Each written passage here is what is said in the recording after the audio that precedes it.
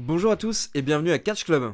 On se retrouve aujourd'hui pour un nouvel épisode de l'interview de la semaine. Et cette semaine, c'est Hulk Hogan qui était invité à The After Chat. Et il est revenu sur plusieurs sujets très intéressants comme la création de la NWO, son heel turn, les catcheurs Sting et Bret Hart, son retour à la WWE et plus.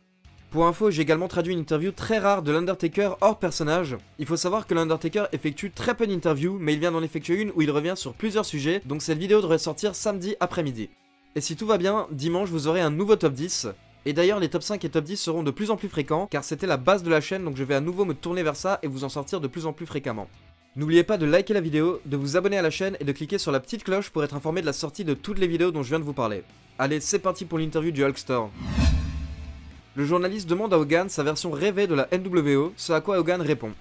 Si je pouvais choisir n'importe qui, hormis les 3 membres de base, la seule chose qui aurait vraiment tout cassé, ça aurait été d'aller chercher Shawn Michaels ou Steve Austin à la WWE.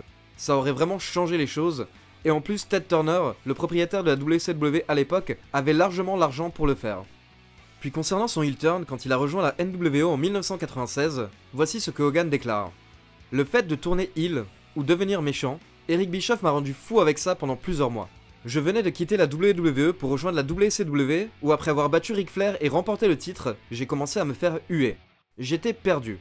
Je me disais que devenir méchant pourrait être la meilleure chose pour ma carrière, ou alors ça pourrait totalement me ruiner. J'étais très hésitant sur le fait d'effectuer un heel turn, mais le fait de devenir Hollywood Hogan, ça c'était quelque chose que je souhaitais déjà faire après WrestleMania 6 avec l'Ultimate Warrior. Je suis allé voir Vince et je lui ai dit que je voulais devenir méchant et effectuer un heel turn. Mais Vince m'a dit non, c'est impossible, ça ne marchera jamais. Donc j'ai perdu ce soir-là face à Warrior, et quand j'ai quitté le ring, les fans me suivaient du regard. J'aurais adoré m'arrêter, faire demi-tour et attaquer l'Ultimate Warrior. Mais Vince avait d'autres plans pour moi. Par contre, Eric Bischoff me poussait à le faire maintenant. Le Hulk Hogan rouge et jaune commençait à être moins populaire. Je n'étais toujours pas convaincu.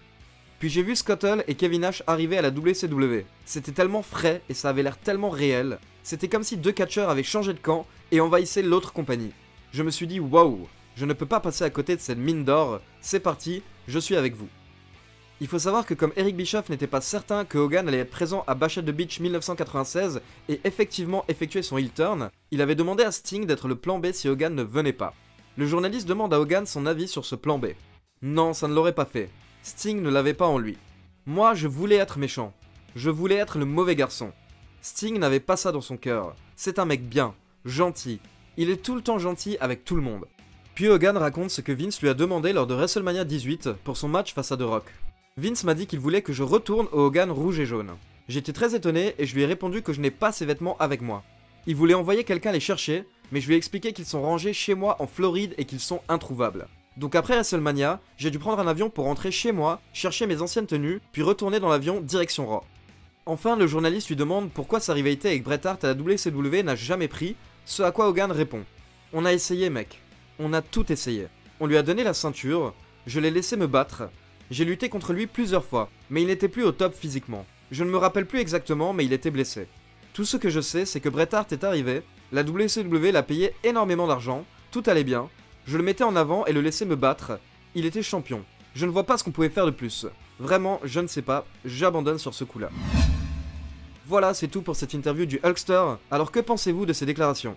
Je me demande vraiment ce qu'aurait été la NWO si Sting avait remplacé Hogan. N'hésitez pas à me laisser vos avis dans les commentaires. On se retrouve ce week-end avec l'interview de l'Undertaker et un nouveau top 10. Ciao tout le monde!